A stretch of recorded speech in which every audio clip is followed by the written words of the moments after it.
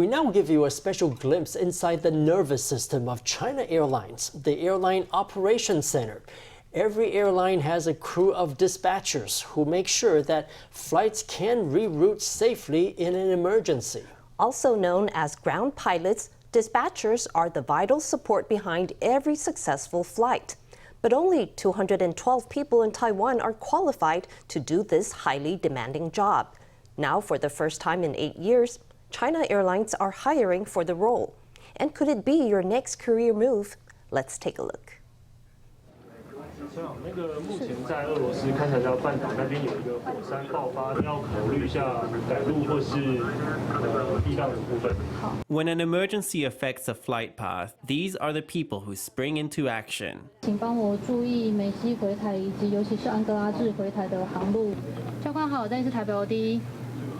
教官，我们有观测到在你的航路上有火山灰喷发，目前高度是33000。A volcano has erupted. They notify plane crews to take on extra fuel to bypass the affected region. Planes already in the air need to alter their routes to avoid the area. The team monitors the operations of all the flights and produce flight plans. The dispatchers are also known as ground pilots.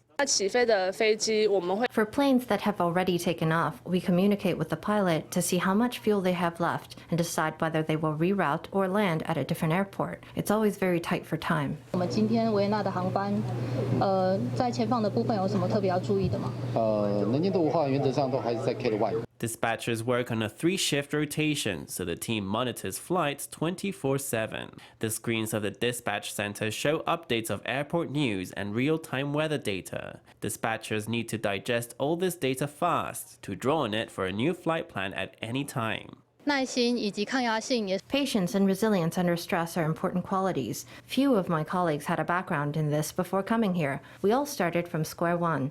Every dispatcher has to join a pilot in the cabin once a year, which is, I think, a very interesting part of the job.